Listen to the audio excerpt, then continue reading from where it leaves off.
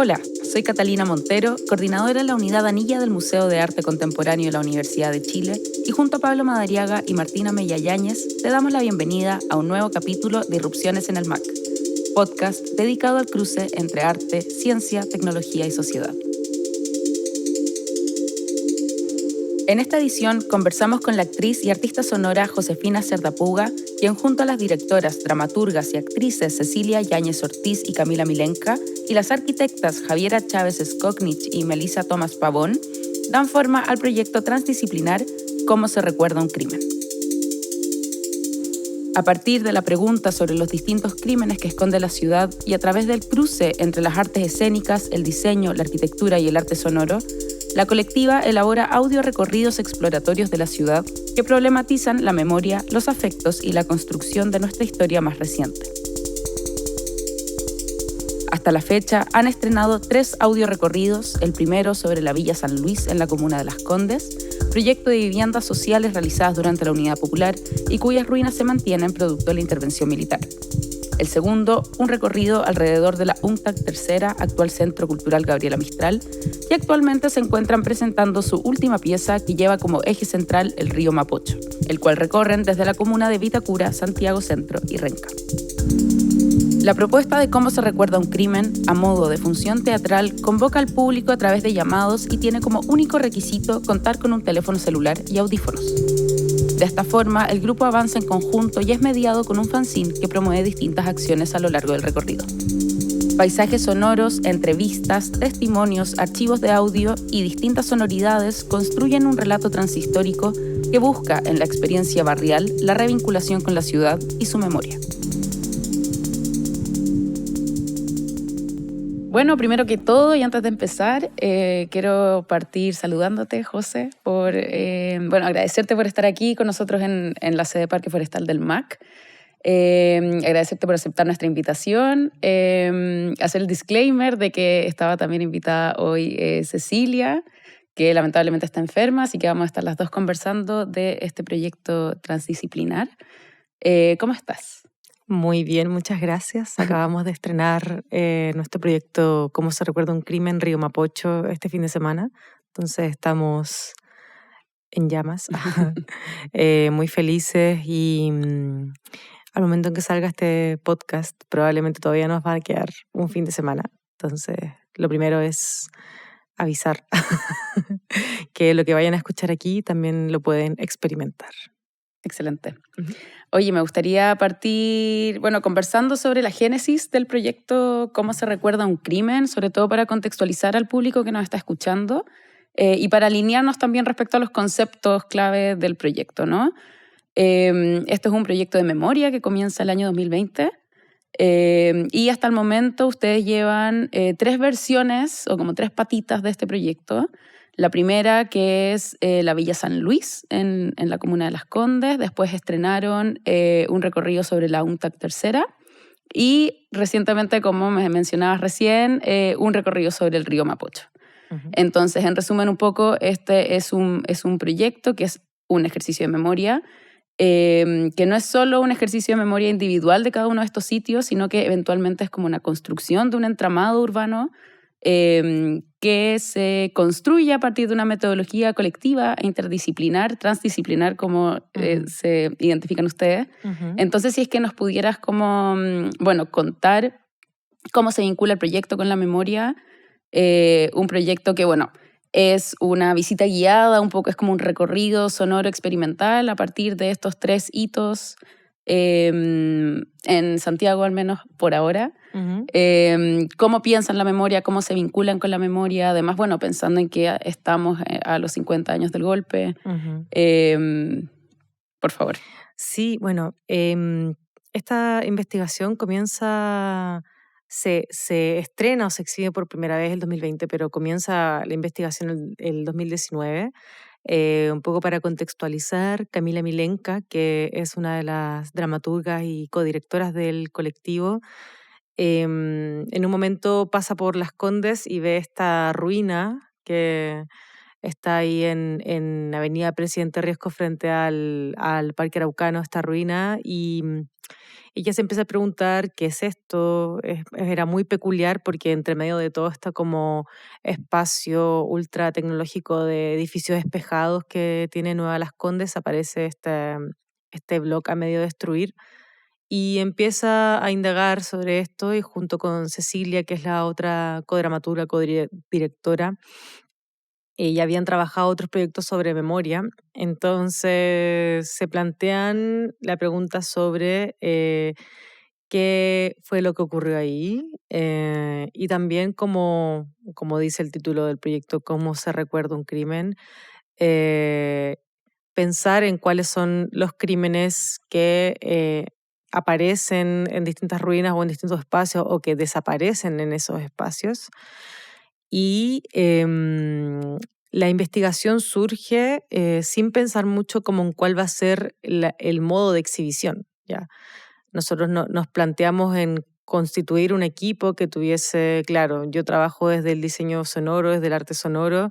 Melissa y Javiera se sumaban desde la arquitectura y Amanda Basáez, que también fue parte del colectivo desde sus inicios, se sumaba desde el diseño escénico y desde ahí como indagar en las preguntas más que en buscar un resultado en específico. Pensamos primero en una instalación y luego también fue como, bueno, y un audio recorrido, ¿por qué no?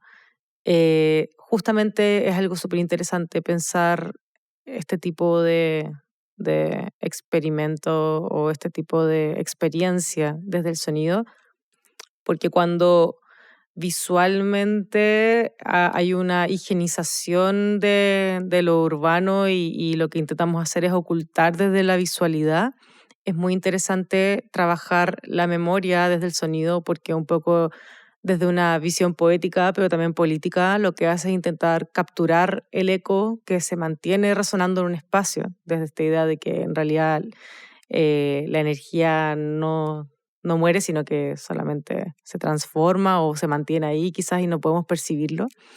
Entonces, la idea de poder como agregar una capa sobre la como realidad visual o como urbana actual de un espacio, una capa sonora que te permita como ponerte quizás otras orejas y ir escuchando todo lo que sonó y las experiencias, las voces, los testimonios, grabaciones del pasado. Creo que esa es parte de la perspectiva que tenemos para trabajar la memoria y también porque también trabajarlo desde el audio recorrido, como porque sabemos que no tenemos el poder para poder modificar arquitectónicamente, urbanísticamente la ciudad, pero tenemos el sonido que de cierta manera como que puede estar y convivir en como en este espacio y eso, el tema de las capas. Bueno, de hecho, con el equipo, ahora como cuando estábamos preparando el capítulo, hablábamos harto sobre que es muy bonito este proyecto cuando lo pensáis en que se viene a hacer cargo de alguna forma de el problema de los centros de memoria, del problema de la representación de esos centros, del problema de la representación de la reparación, de la justicia, ¿no? Sobre todo pensando que el colectivo lo componen arquitectas también, tiene un componente muy evidentemente arquitectónico e histórico, sobre todo si pensamos esas dos disciplinas no solo como que se hacen cargo de las cosas, sino de la falta, del vacío, de la omisión en el caso de la historia, ¿no? Y de la ruina, precisamente. Entonces nosotros también conversábamos como la Villa San Luis es evidentemente una ruina, y que claro, tiene mucho sentido que haya comenzado a partir de ese espacio el proyecto porque es muy evidente, ¿no? Muy evidente. Entonces, pensando en eso también, a mí lo que me parece muy bonito es que ustedes no vienen solo a completar el relato histórico, sino que es otra capa. ¿Cachai? Como que no intentan completar nada, sino que problematizan la concepción de memoria. Exacto. Entonces, ¿se piensan ustedes eventualmente como un proyecto de centro de memoria expandido o como un anticentro de memoria? Es interesante eso como de la idea del centro, porque pienso que de repente nos hemos visto un poco en esta disyuntiva de que no tenemos mucho poder sobre como la curatoría realmente de lo que van a decir las personas que entrevistamos. Y en ese sentido también de repente nos damos cuenta, y nos pasó sobre todo con la UNCTAD, que trabajamos no solamente con el edificio de la UNCTAD, que ahora es GAM, sino que también con el barrio San Borja, de que finalmente lo que estamos haciendo, como más que armar como una curatoría, es como organizar relatos y testimonios para que efectivamente en la experiencia también se pueda como entender la complejidad de visiones y como de recorridos como emocionales o políticos, históricos de un espacio. Por ejemplo, nos pasaba en GAM que entrevistábamos a una ex trabajadora del Ministerio de Defensa, que estuvo un tiempo en ese edificio hasta que se quemó, y ella nos decía como ella tiene una visión del espacio muy preciosa porque ella se había enamorado en ese edificio. Pero por otro lado, otras personas habían sufrido mucho, o como que el mismo espacio te dice otras cosas. Entonces, también, por ejemplo, el río Mapocho, ahora que estábamos trabajando con el río, era como, tenemos esta dualidad de que el río ha sido también como un río que significó la muerte, que significó la peste, la pestilencia, que significó la basura, que significó dolor por todas las subidas del río que se llevaron a muchas personas, las mismas poblaciones Callampa que les decían, y el conflicto habitacional, la marginalidad, pero al mismo tiempo también cómo el río es vida y cómo nosotros también tenemos este deseo de resignificarlo para que nosotros podamos relacionarnos con el río desde otro lugar. Entonces, finalmente, lo que hacemos un poco es, por así decirlo, como una yuxtaposición de visiones sobre un mismo espacio desde la perspectiva como del crimen. Y claro, para, no sé, una persona, el crimen, una persona con una visión quizás más como ecológica desde la visión de lo que le afecta al río hoy, el crimen tiene que ver como con el ecocidio, por así decirlo. Y entrevistamos a personas que vivieron en dictadura y tenían una relación con el río como que el crimen era tirar los cuerpos al río. Entonces, finalmente, nosotros más que decir, más que plantearnos desde un lugar de, por ejemplo, este es un centro de memoria solo de dictadura, hacemos como este ejercicio transhistórico también, en el que se plantean todas estas visiones sobre el río, no solamente como de dictadura, porque también, por ejemplo, en Villa San Luis, también el trabajo no era solamente entrevistar a las pobladoras, sino que gente que trabaje ahí, ¿se entiende? Lo mismo con la UNCTAD, que no solamente los artistas del edificio, sino que también las personas que hoy viven y habitan en el barrio San Borja. Entonces, nos hemos encontrado con muchas contradicciones de que efectivamente más que como ser un centro que pueda como curar, lo que nosotros hacemos es buscar mucha diversidad de perspectivas. Y creo que eso también ha hecho que el proyecto llame la atención a como grupos humanos muy, muy, muy diversos, porque también te hace entender de que como que la experiencia con la ciudad es muy diferente de dónde vengas, cuántos años tienes, incluso como, no sé, cuál es tu orientación sexual, ¿cachai? Como que eso era muy distinto si entrevistábamos a alguien sobre el tema del barrio San Borja. O sea, no era tan importante, por ejemplo, para una persona de la comunidad LGBTQ+, el crimen que había ocurrido con las obras de arte de la UNCTAD, como si todo lo que había ocurrido con Daniel Zamudio o con Mónica Briones. Entonces, como que eso es también lo interesante. Y creo que eso es también como un poco el trabajo que tiene esta generación, por así decirlo, que, claro, existen hoy ya otros centros de memoria, ¿cachai? Sobre como momentos históricos específicos, y eso es súper necesario.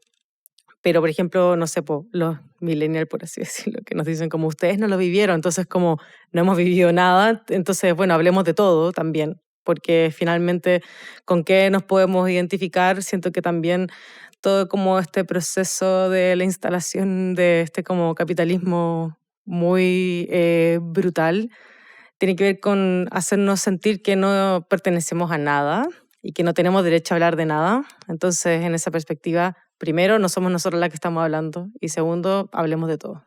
Eso era un peligro. Entonces empezaron ellos a sacarnos, pero siempre en camiones de basura. En los camiones de las basuras, ahí echaban nuestras pertenencias, nuestras cosas. Echaban también, yo nunca me voy a olvidar que había una señora más o menos de edad, la tuvieron en una silla de ruedas porque ella no podía caminar. Como no cabía ni adelante ni atrás, la amarraron atrás del camión, la amarraron. Entonces yo, como tenía 11 años, para mí eso fue súper impactante y jamás lo he olvidado. Jamás he olvidado lo bueno. Dentro de los ricos allá arriba nos sacaron a partes periféricas de Santiago. Renca, Conchalí, Juan Antonio Río, San Joaquín, La Granja. Tenía apenas 2 dormitorios pequeños, un living comedor que había que tener en las sillas metidas bajo la mesa para poder... En eso ganamos un poco en los departamentos de acá que tenemos en la población alesana, son grandes, pero las condiciones que nos entregaron. Pero después que pasó esto, que era problema de Estado, no del pueblo, entonces fuimos todos involucrados, grandes, pequeños, niños. Con 11 años, vi que la ventana de mi habitación daba justo para la avenida Kennedy. Y un día, entre las 7 y 7 y media de la mañana, yo me puse a mirar y yo vi con mis ojos cómo en la avenida Kennedy pasaban unos tremendos camiones militares y 2 militares recogiendo muertos. Todos los que habían matado en la noche los recogían al otro día y los arrumbaban igual que perros. Yo creo que ninguna persona merece. Oye, y me mencionabas al inicio de que el proyecto parte sin saber muy bien cómo se iba a materializar. Uh-huh. Y que optan por el sonido, y que no solo el sonido, sino que optan por habitar la ciudad, ¿no? Con el recorrido. Y eso, de alguna manera, obliga a activar el cuerpo también. Entonces activa, y lo estaba pensando ahora a raíz del último que me dijiste, de que también es importante un proyecto que obliga a recorrer la ciudad en un contexto en que están todos aterrorizados Uh-huh. de salir de sus casas, básicamente, Uh-huh. y donde hay una percepción de la seguridad, o sea, de la falta de seguridad altísima, brutal, que no necesariamente se condice con la realidad material del lugar, ¿no? Sí. En ese sentido, me gustaría que volviéramos al sonido y que volviéramos al cuerpo, ya que el sonido no solo lo utilizan como un recurso para las entrevistas, por ejemplo, sino también como un espacio de experimentación del sonido en sí mismo. Uh-huh. Y el sonido como un eventual vehículo afectivo para activar la memoria, para resguardar la memoria. Entonces, no sé, ¿cómo ves tú, si es que ha habido eventualmente una evolución desde la Villa San Luis hasta ahora el Mapocho, que uno simplemente por pensar en el río Mapocho piensa en una sonoridad muy fuerte y que cruza efectivamente la ciudad, con un ritmo especial, con una cadencia, con un volumen? Entonces, ¿cómo ese sonido o la concepción del sonido dentro de la pieza sonora, que es la visita guiada en el fondo, este recurso sonoro completo que te obliga a recorrer la ciudad y a experimentar lo urbano desde otro punto, ¿no? ¿Cómo ha crecido o cómo se están relacionando ustedes ahora actualmente con el sonido versus cómo lo hacían en un inicio, ¿no? Uh-huh. Bueno, con el sonido, que es lo que yo más trabajo, y también hacer como el disclaimer de que puede ser de que yo tenga como una visión muy sonora del proyecto, porque es mi área sobre todo, a pesar de que todas trabajamos en todo. Ha habido como un crecimiento, sobre todo como en pensar cómo se producen los sonidos que acompañan la pieza, ¿ya? En nuestro primer proyecto, claro, sí había como una perspectiva del modo de producción y que la mantenemos, que es, en vez de ir a grabar a un estudio, nosotros vamos a un lugar donde las personas se sientan como muy cómodas para compartir su intimidad.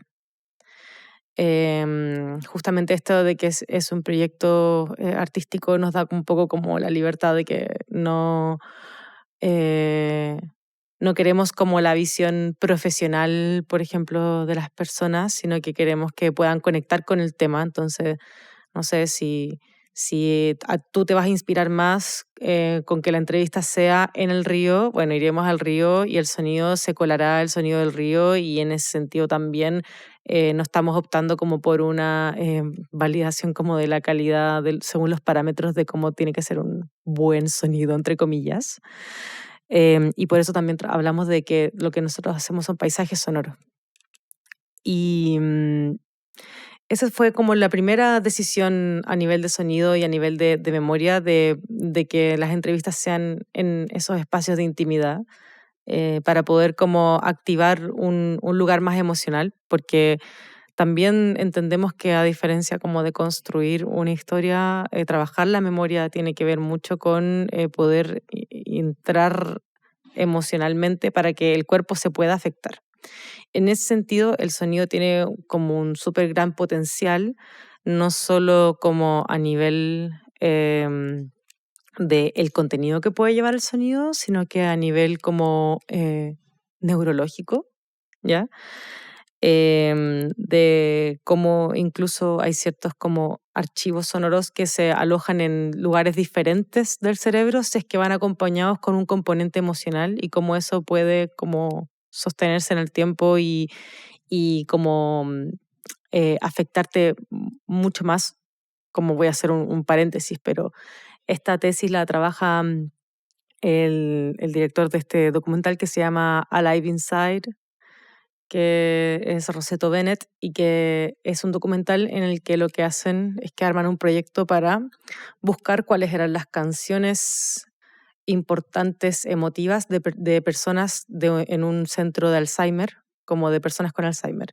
Y lo que hacían era que les ponían como ciertas canciones, que no eran canciones cualquiera, sino que eran como la canción que bailaste el día de tu matrimonio o la canción que le cantabas a tu hijo. Y cuando esas sonoridades aparecían en el cerebro, más que como por cómo esté compuesta la canción, sino que el significado de ese sonido podía traer a las personas a un momento de lucidez, porque no estaban alojadas en un lugar del cerebro como más profundo. Yo no soy neurocientista, pero eso es básicamente lo que dicen y lo que muestran en ese experimento. En ese sentido, ¿por qué es relevante trabajar la memoria con el sonido? Hay un libro que se llama Emancipar la lágrima, de Jorge Díaz. Y ahí en un momento se habla de este biólogo, de Stefano Mancuso, de cómo las plantas, se hace una investigación de que efectivamente las plantas, la memoria como que se guarda en las raíces, ¿ya? Y que como que pueden recordar y se puede como transmitir como cierta información de como ciertos contextos de hábitat, a pesar de que no tengan un sistema nervioso como nuestro cerebro. En base a eso se llega a la premisa de que finalmente, y puedo estar parafraseando muy mal, entonces por favor vayan al libro, que es maravilloso, que finalmente la memoria no tiene que ver con información, ¿ya? Como con la historia, sino que tiene que ver con cómo se afectan los cuerpos, ¿ya? Como desde la perspectiva de la biología. Entonces, finalmente, para nosotros poder construir memoria o difundir memoria o generar espacios para que la memoria ocurra, necesitamos sí o sí generar una afectación emocional en el cuerpo. Y de repente, cuando simplemente nos atiborran de ciertas informaciones, eso no va a generar una modificación en nuestro cuerpo, porque la información queda como data, pero si esa información no viene acompañada de un contexto, de un impacto, no sé, puedo decir trauma, pero no quiero hablar de algo malo, sino como de algo que tu cuerpo lo linkea, como poder afectar distintas áreas del cerebro, esa información no se va a asentar realmente. Entonces, En el área del sonido, también trabajamos mucho como poder construir un viaje emotivo. Un viaje emotivo, y en ese mismo viaje emotivo de lo que estamos construyendo, cargarlo con ciertos procedimientos. Por ejemplo, para la UNCTAD decidimos que, a propósito de este documental Los escapes de gas, hay un obrero que en el documental dice: si ustedes quieren escuchar la historia del edificio de la UNCTAD, metan su cabeza al escape de gas. El escape de gas era una estructura para que salieran los gases de la cocina que mandaron a hacer a Félix Maluenda, y que era básicamente una escultura, ¿sí? Ujú. Yeah. Como básicamente una estructura muy bella, y que era una estructura roja. Y claro, cuando Pinochet entra al edificio, porque ya habían bombardeado la Moneda, la pintan verde. O sea, como era demasiado importante que el escape de gas ya no fuera rojo. Y luego se quema en el 2006, si no estoy mal, el edificio, y el escape de gas queda abandonado. Y con el documental y este obrero diciendo que había que meter la cabeza al escape de gas para escucharlo, yo claramente dije, bueno, hay que meter la cabeza al escape de gas, claro, como procedimentalmente. Entonces pedimos permiso, y después de muchas gestiones fuimos a la bodega de GAM, que estaba el escape de gas como que todavía no está restaurado, Ujú. y nos dieron permiso para percusionar el escape de gas. Entonces todo el sonido, el 80% del sonido de las piezas musicales de la UNCTAD son sampleos del mismo escape de gas.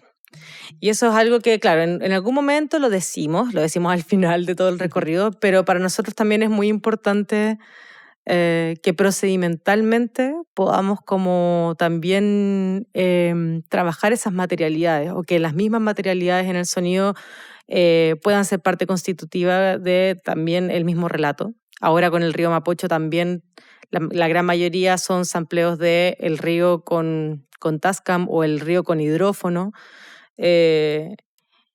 y también con ciertos como silbatos andinos que a través de ciertos contactos con el Museo Precolombino pudimos como tener acceso a esos sonidos. Y si bien puede ser algo que pasa muy por detrás, ¿ya? Porque siento que la experiencia es muy inmersiva, y hay tantas cosas que uno no alcanza a ponerle como en la oreja o el ojo a algo en específico. Son esos pequeños detallitos lo que construyen que la experiencia sea lo más transdisciplinaria posible, para que efectivamente todo el gran cacharro de información que te pasamos no sea solo información, sino que también pueda como emocionarte y entrar quizás por espacios que pueden ser no tan conscientes, ¿ya? Creo que trabajar la memoria también se trata de que no vas a poder estar dentro de la persona para percibir qué es lo que va a recibir finalmente. Entonces, como que todo pueda estar teñido, y que puedas como tener diferentes frentes. También por eso trabajamos fanzines, que son acompañamientos interactivos. Entonces puede ser que a ti lo que te afectó del río Mapocho es la perspectiva ecológica, o la perspectiva política, o la perspectiva colonialista, o la perspectiva de la interacción con el río, o la perspectiva de la sonoridad del río. Son tantas cosas.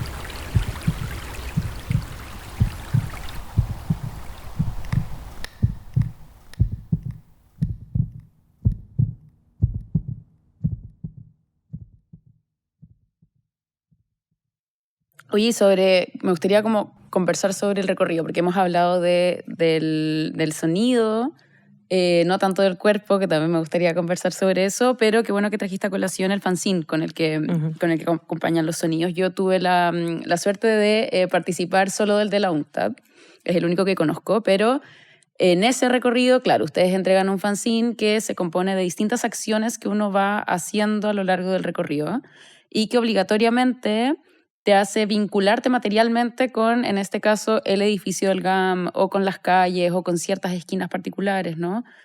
Con distintas acciones como prender un fósforo, con el quemar, con el arrugar, con el detenerse también,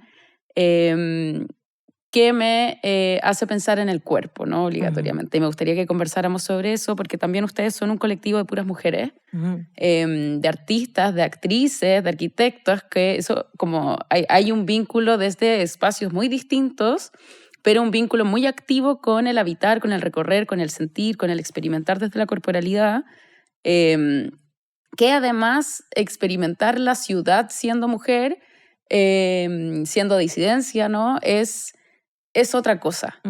Entonces, ¿cómo piensan ustedes los recorridos? ¿Cómo los construyen?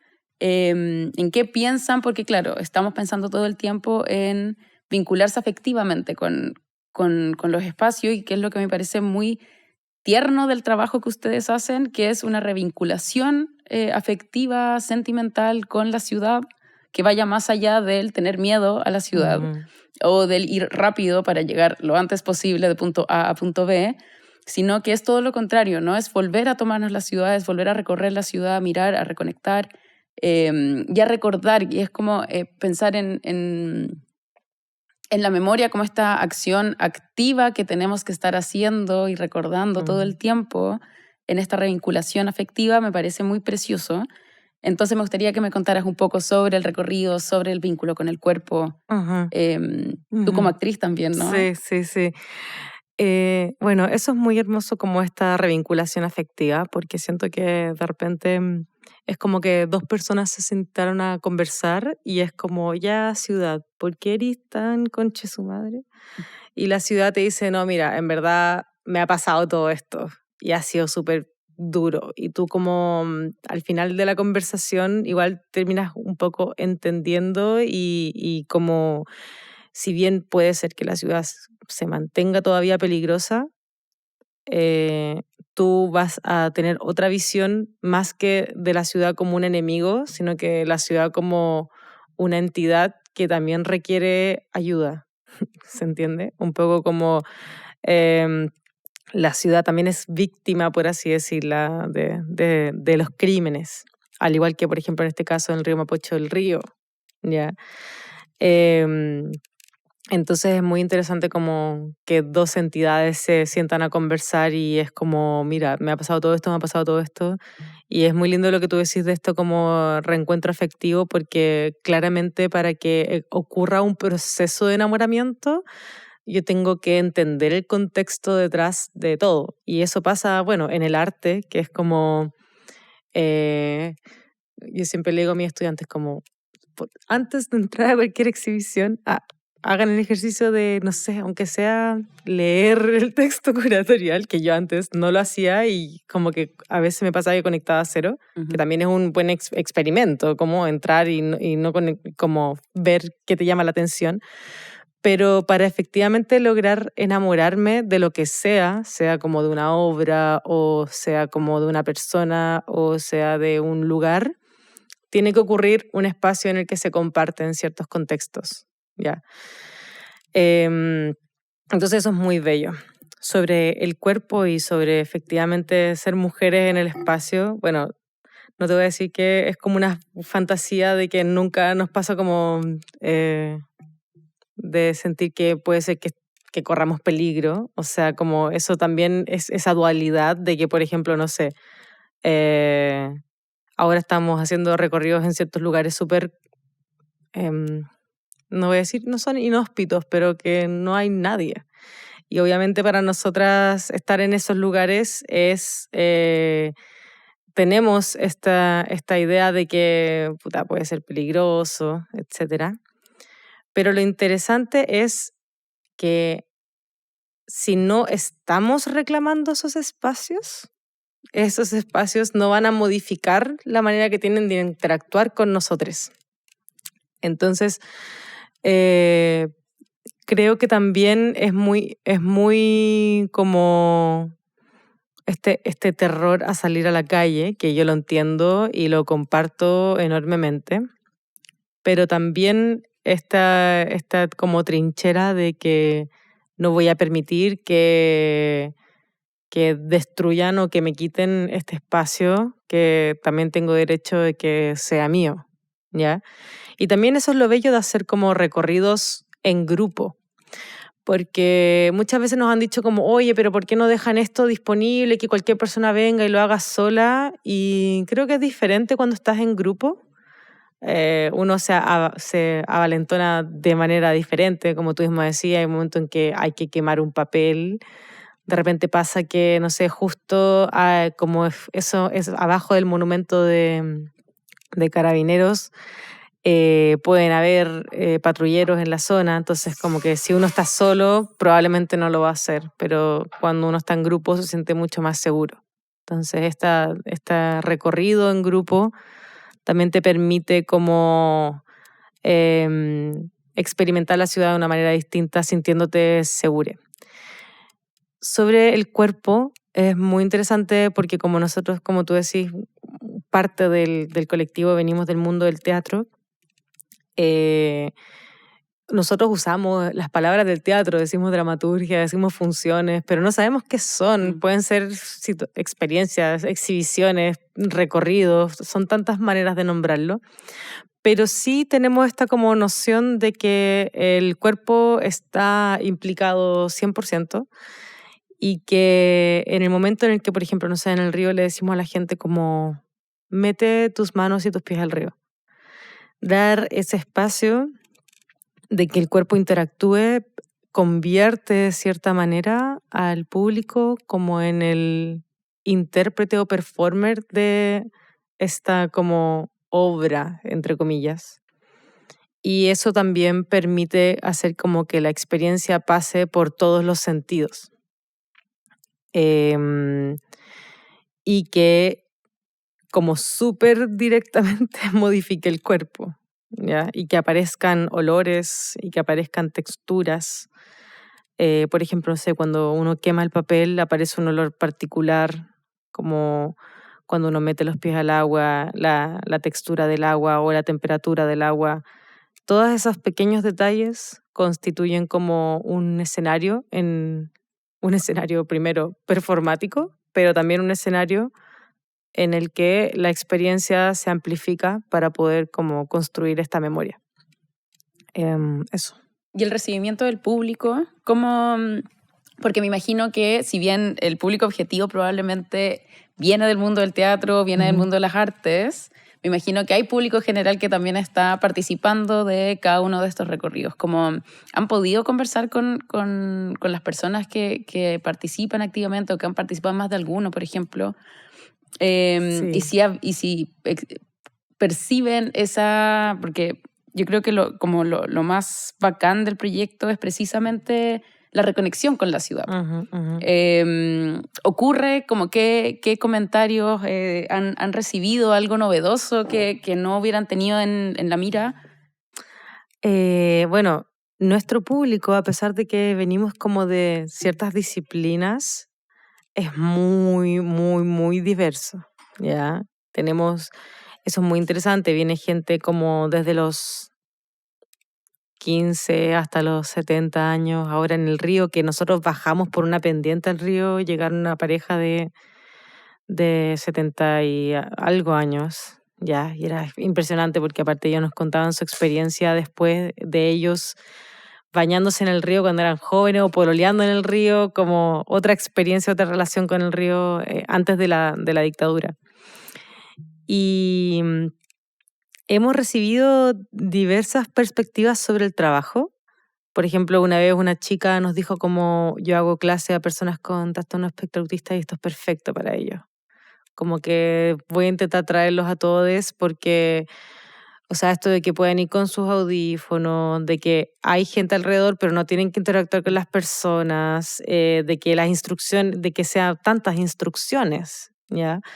Y que, como que ella nos decía, es una experiencia como idónea para ellas.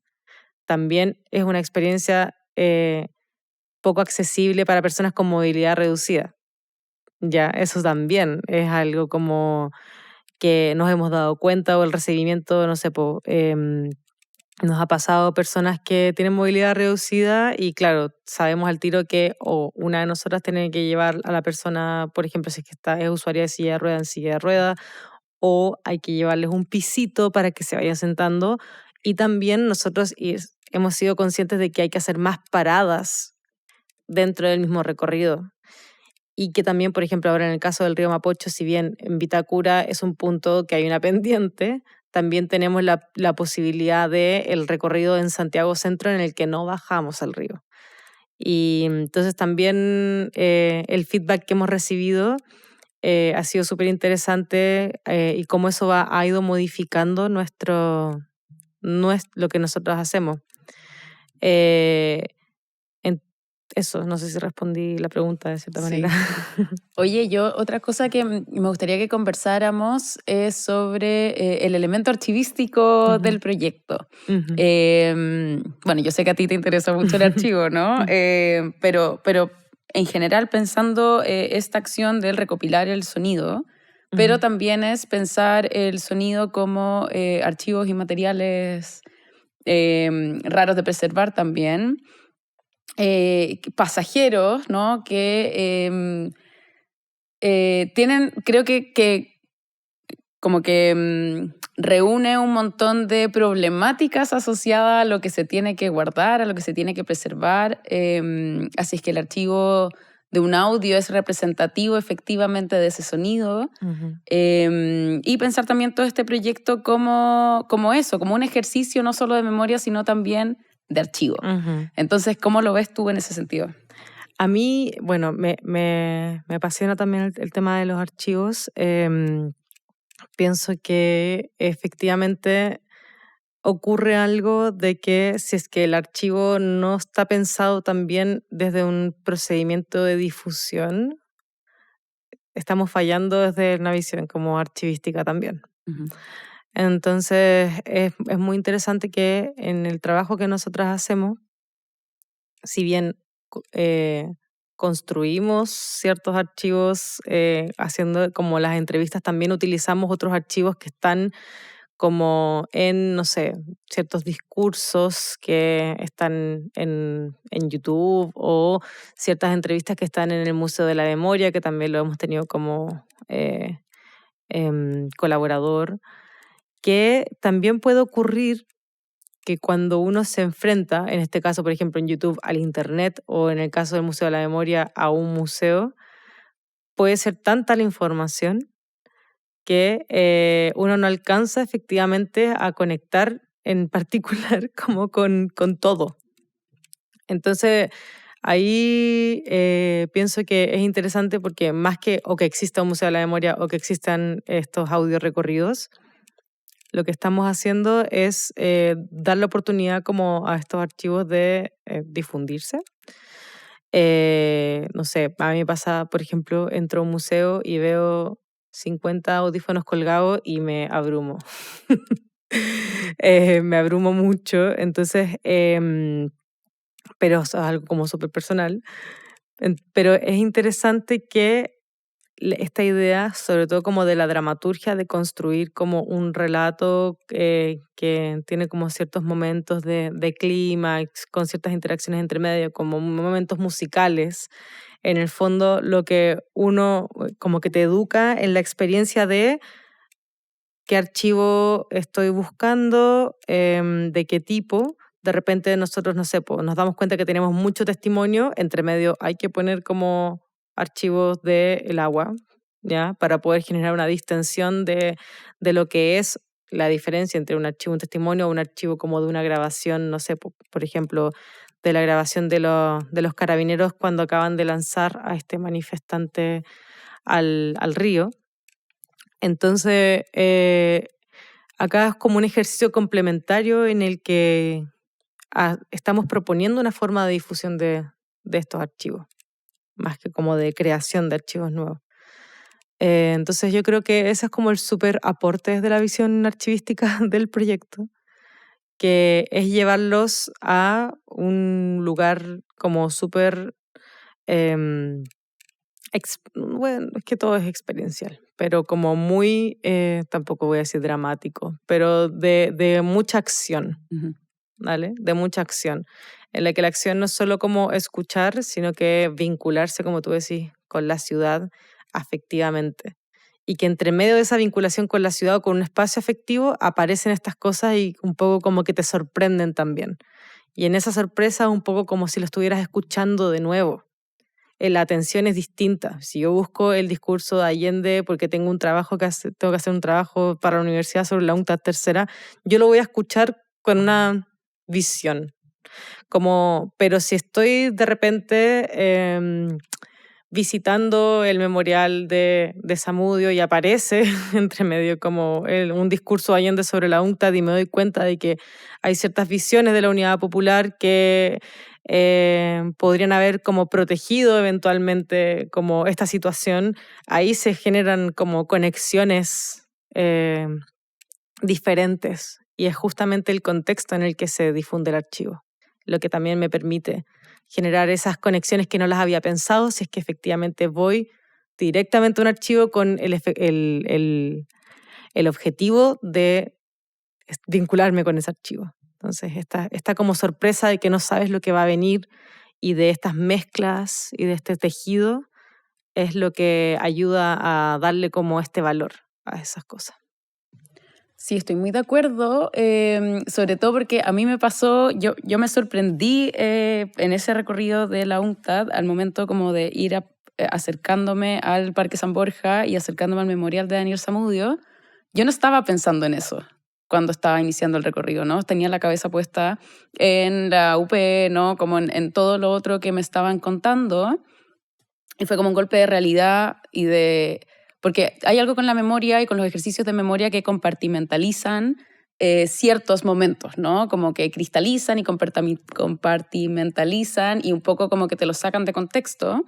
Entonces lo que ustedes hacen es muy bonito precisamente por lo que estás diciendo ahora, que es una cuestión como de traer todo a la mesa y de presentarlo todo al mismo tiempo, pero como causa-consecuencia de un relato histórico, ¿no? Uh-huh. Y de ciertos eventos que, queramos o no, se vinculan, ¿no? Y que se vinculan y que aparecen en la ciudad. Uh-huh. Entonces, en el momento de que uno llega al memorial de Daniel Zamudio, creo que hay como un momento, un golpe de realidad y de ejercicio de memoria como reciente, ¿no? Porque eso fue hace muy poquito.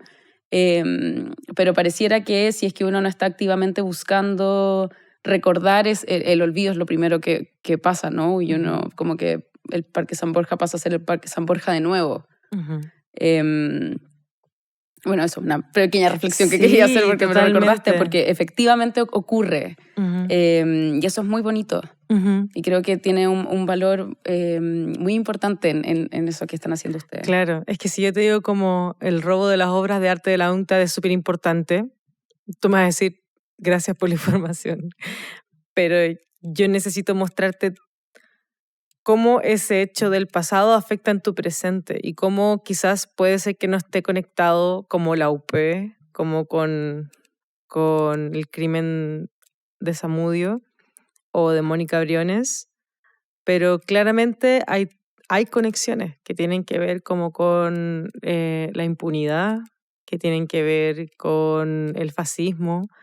Entonces, justamente, y evidenciar que en un territorio, o sea, en 5 cuadras, ocurre todo esto, te hace dar cuenta de que efectivamente hay como territorios completamente en los que se permite todo, ¿ya? O sea, como después nosotros nombramos como los crímenes de la revuelta, y es impresionante de que siga ocurriendo ahí y de que hay tantas cosas que han ocurrido ahí, pero que están impunes, ¿ya?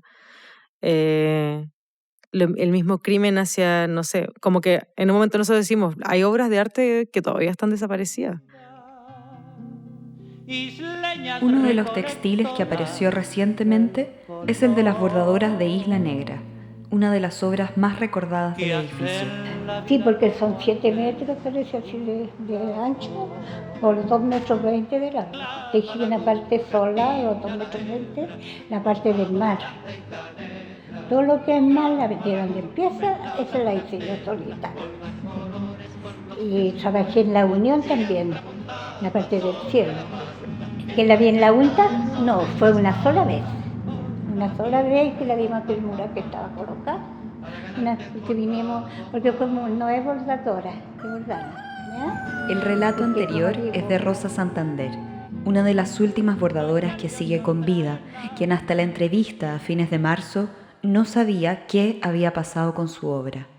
Ana María Rojas nos cuenta cómo se llegó al paradero del tapiz de las bordadoras. Claro, muy extraño porque la historia partió con que la hija de Girardi le dice en un momento a Girardi, después de ver esta cosa de Bruno Sala, el escapega, que ahí hay una obra que es como la que tiene él colgado en su casa en Valparaíso.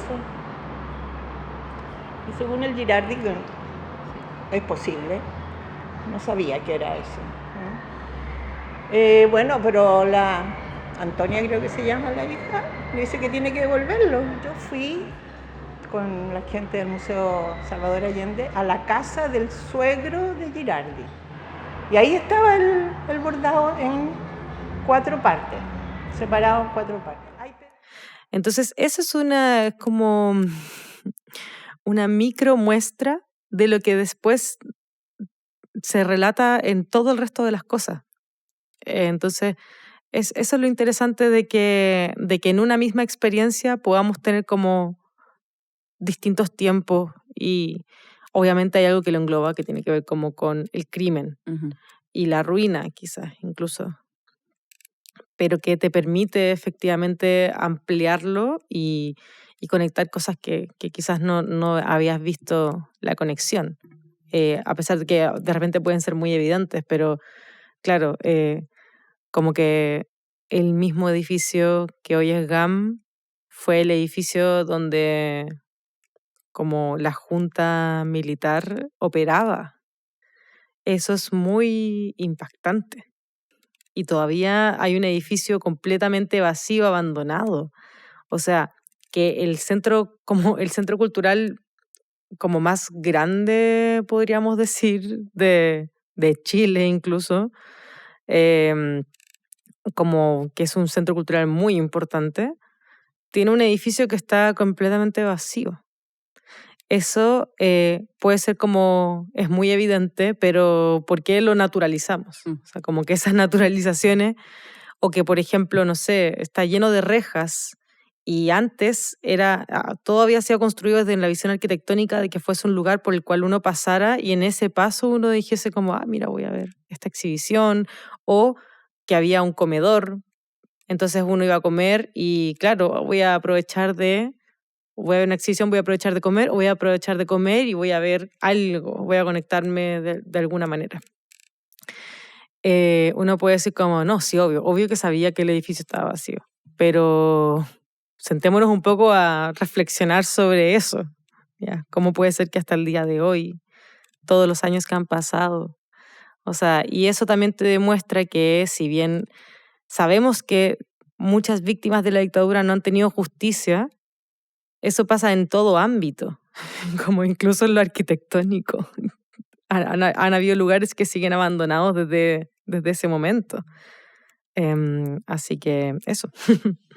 Oye, ya para ir cerrando, ya llevamos 3 crímenes, ¿no? Uh-huh. ¿Cómo proyectan hay crímenes por investigar? Actualmente, claro, se encuentran full, acaban de estrenar el recorrido sobre el río Mapocho. Me imagino que están con la cabeza ahí. Pero sobre todo en un país de tanta impunidad, crímenes abundan, ¿no? Sí. Nos pasa mucho que más que lo nuevo, efectivamente cuando ya generamos una investigación sobre un territorio, como que no nos podemos desligar emocionalmente. Entonces, por ejemplo, hace poco tuvimos de nuevo un recorrido sobre la villa y conocimos, porque entre medio de toda la investigación se llegó a la conclusión en una mesa del Consejo de Monumentos y todo, y la inmobiliaria, de que iban a recuperar el último bloque y se iba a convertir como en un centro de memoria y como cultural y todo. Y estaba completamente cerrado. Nosotras antes, cuando partíamos el proyecto de la Villa San Luis, podíamos ver el edificio y ya no se podía ver. Y en el último recorrido llegó, porque invitamos a las pobladoras, obvio, como siempre, ellas fueron la primera en vivir la experiencia. Y llegaron las pobladoras y se habían conseguido el contacto de la como mediadora de la constructora y nos abrió la puerta. Y hicimos la última parte del recorrido adentro del edificio. Nunca habíamos podido entrar. Eso nos abre otra posibilidad y hay otra información y siempre tenemos que estar actualizando los recorridos.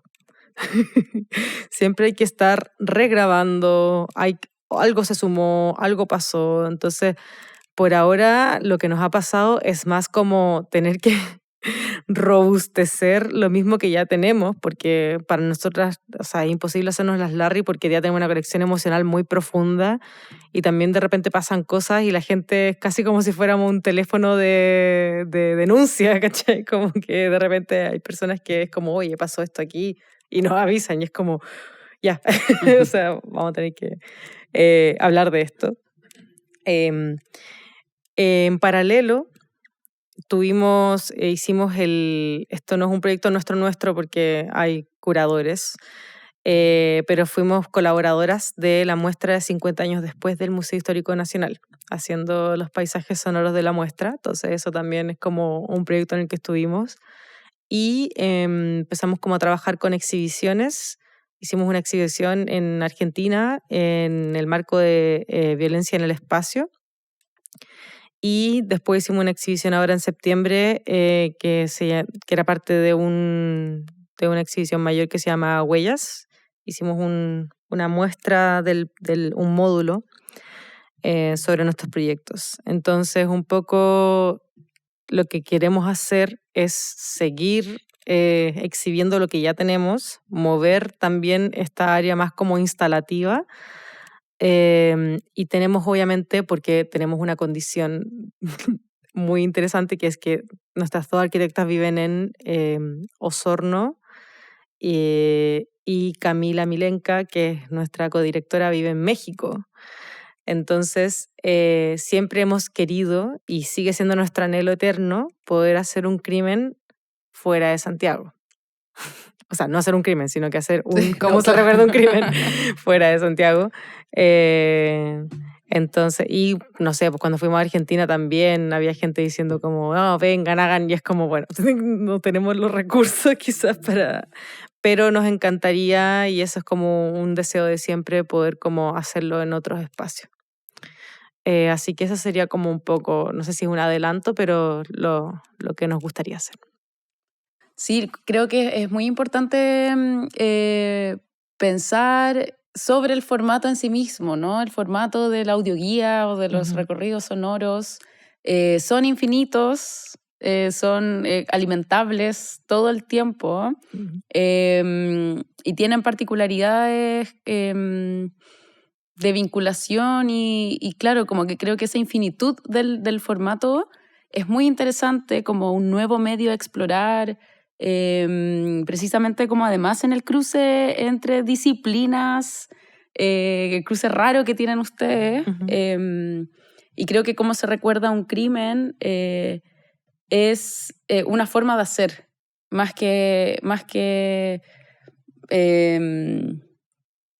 no sé, más que el asunto, ¿no? Es como una forma de construir, es una forma de pensar el espacio, es una forma de pensar el sonido, de pensar además lo musical, que son cosas distintas que ustedes trabajan también, de pensar lo vocal, de pensar lo vacío, el monumento, la ruina y los vínculos afectivos con personas, ¿no? Porque creo que también, y que lo recalcaste ahora hablando de las pobladoras de la Villa San Luis, ¿no? de que no están ustedes trabajando como en un abstracto del archivo de la nada, ¿no? Sino que hay personas involucradas, ¿no? Hay cuerpos, hay memoria viva. Y eso me parece muy bonito y quería hacer como esa reflexión para cerrar. Y agradecerte por venir. Qué pena que no podamos estar con el equipo completo. Pero nada, ojalá concretar los estudios fuera de salir un poquito de Santiago, ¿no? Y también estudiar cómo es esta metodología fuera de una ciudad como Santiago, ¿no? Como con otros elementos ya, bueno, geográficos, ¿no? Puede ser el río, puede ser una montaña eventualmente después, ¿no? Puede ser, qué sé yo. El desierto podría ser muy precioso. Así que eso, agradecerte, José, por venir. Y eso. No, muchas gracias a ustedes. De verdad nos sentimos muy halagadas de la invitación. Solamente como le quiero mandar muchos cariños al resto del equipo. Espero haberlas representado de la mejor manera. La invitación a las personas de que, bueno, sigan nuestras redes sociales o que vayan a la experiencia en el río Mapocho. Justamente el río Mapocho fue un poco salir de la ciudad de alguna manera, porque cuando ya estás cerca del río es como otra cosa.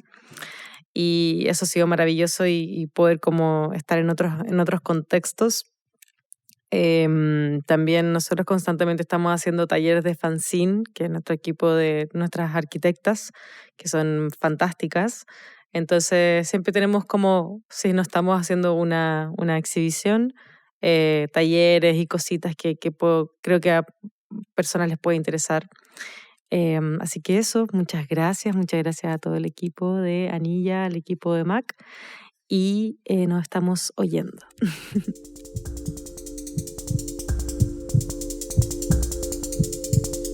Las piezas sonoras que escucharon en el capítulo de hoy corresponden a registros realizados por Cómo se recuerda un crimen, correspondientes a los recorridos de la Villa San Luis, UNCTAD Tercera y Río Mapocho.